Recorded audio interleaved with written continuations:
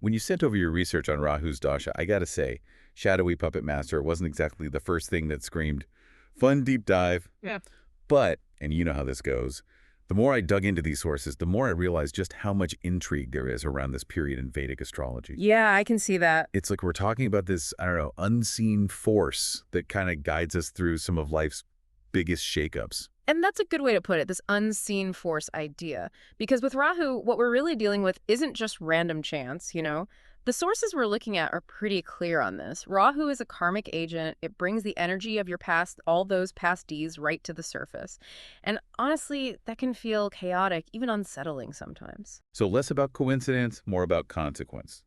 I can see why just skimming these sources gave me chills. But before we get too deep into things, can you explain what we actually mean by karmic agent, just for those who might need a refresher? Absolutely. The simplest way to think about karma in this context is the principle of cause and effect. Every action, every thought, even every intention creates this kind of energetic ripple. And those ripples, they come back to us. Now, Rahu's not here to punish you or anything, but it is here to make you confront those ripples. It brings up those past actions that are ready to be, acknowledged and hopefully resolved. Okay, yeah, that makes a lot of sense. It's like we can't outrun our past no matter how hard we try. And Rahu makes sure of that. But the sources use some pretty intense language to describe this whole process.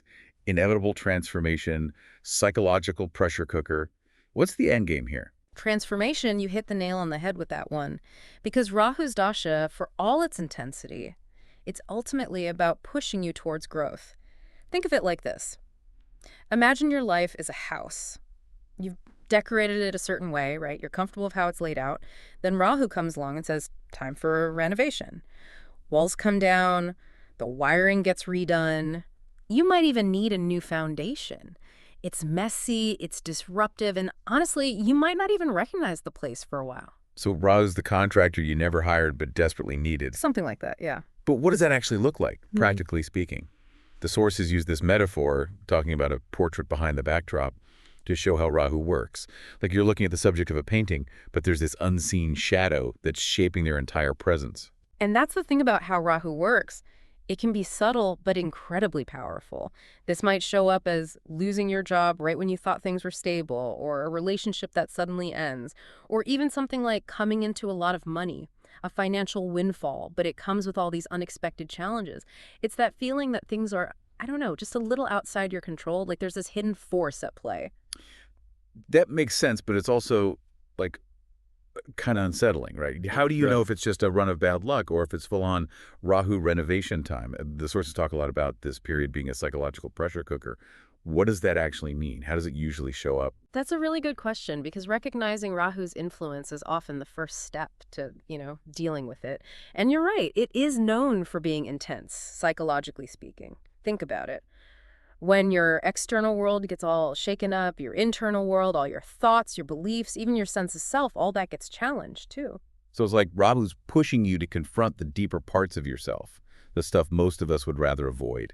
Is that why the sources talk about this time as being super introspective? Exactly. Rahu's Dasha can bring up a lot of stuff. Uncomfortable emotions, thought patterns you'd rather not deal with.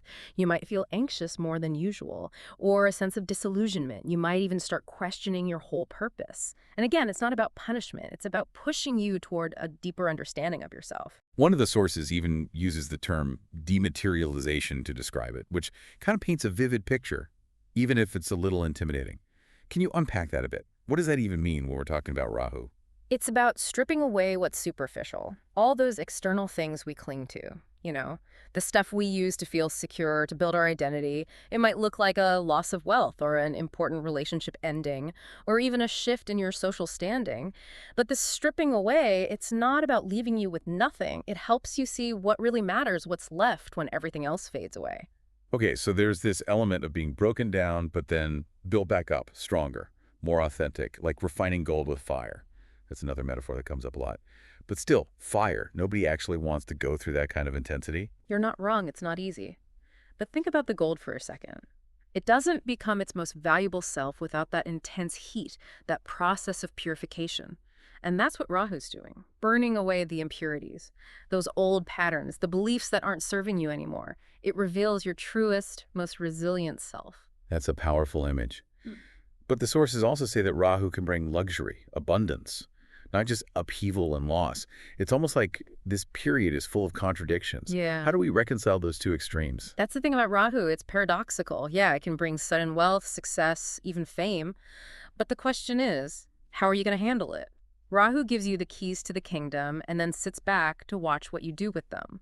Do these experiences make you more generous, more compassionate, or do they fuel your ego, make you crave more and more? The ultimate test. It reminds me of that example in one of the sources where someone inherits a fortune, but at the same time they're dealing with this huge family feud. Talk about a high-stakes lesson in detachment, figuring out what actually matters. Exactly. Rahu doesn't just throw challenges at you, it brings opportunities disguised as challenges. It's about realizing that true fulfillment, it doesn't come from material things or validation from other people. It's about aligning with your higher purpose. But let's be real, that's easier said than done when you're in the thick of it. The sources mention mental anguish, betrayal, even theft. Does everyone's Rahu Dasha get this intense? It's important to remember that astrology isn't like deterministic. It's not set in stone. Everyone's going to experience this period differently based on their own birth chart, their past karma, a whole bunch of factors. Some people might go through a period of quiet reflection, while others have these massive life changes. So how do we even know if what we're going through is actually Rahu? Or is it just life happening? What are the telltale signs? One of the biggest ones is that feeling of things being a little outside your control. Like, you can make all the plans you want, set your intentions, but ultimately there's something bigger guiding the course of events.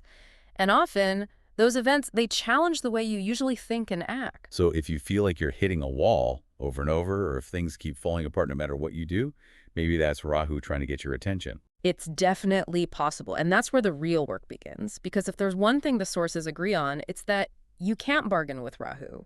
There's no appeasing it with rituals or offerings.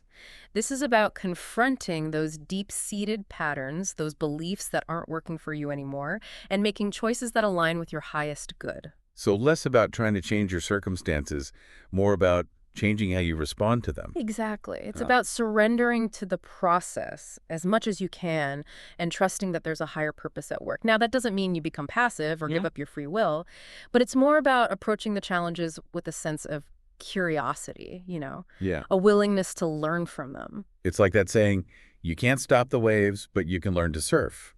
Right. Yeah. Except in this case, Rahu's the entire ocean, and well, we're all just trying to stay afloat. But speaking of learning to surf, let's talk about that light at the end of the tunnel. All the sources seem to agree. You come out of Rahu's Dasha transformed. But what does that actually look like? Do you just wake up one day with, like, perfect insight, no baggage? I wish. I mean, there's no magic switch or anything. Yeah. But the transformation that Rahu brings about, it's profound. It really is. Think of it like, I don't know, emerging from some really intense therapy. You've dug deep, confronted those shadow parts of yourself, let go of the patterns that weren't serving you. You're not the same person you were before. You're stronger, wiser, more aligned with your authentic self. It's like a cosmic boot camp for the soul, stripping away everything that's not really you so you can finally see what's left. But it sounds like the real work, the integration, that starts after the renovation is over. Yeah. That's a really good point because that integration process, it's just as important as everything you went through. And this is where the north and south nodes of the moon come in Rahu and Ketu, remember? They work in tandem. So after all the intensity of Rahu's Dasha, you usually go into Ketu's Dasha. And that's associated with a more introspective energy. It's more spiritual. So it's like Rahu shakes up the snow globe, and then Ketu is the stillness that lets all the snowflakes settle into, hopefully, a more meaningful pattern. Exactly. It's a time to make sense of all that chaos, process what you've learned, integrate it all into this new sense of self. Where Rahu can feel very external, it pushes you out of your comfort zone, into the unknown. Ketu is more about going inward, connecting with your intuition, your inner wisdom. That makes sense. Yeah. It's like after any big life transition, you change careers, a relationship ends, or even just a period of intense growth, you need that time to adjust, to figure out the new normal, right? Exactly. And the best part is, the wisdom you've earned through all those Rahu trials, those insights, that resilience you've built it all, becomes a source of strength as you navigate Ketu's energy. Wow, we covered so much ground today. But it also feels like we've only just scratched the surface of this whole thing. Absolutely. And that's what's so amazing about Vedic astrology. There are always these deeper layers to uncover. What really fascinates me about Rahu's Dasha is how it shows us the potential we all have for growth, for transformation. It's incredible. It's like those times of chaos, the uncertainty, maybe that's where we find our greatest potential, just waiting for the right moment to come out. And maybe, just maybe, those challenges, the losses, betrayals, those moments that make you question everything, they're actually invitations to step into our truest selves, become who we are always meant to be. That's something to think about as you move forward. Until next time, keep exploring, keep learning, keep diving deep.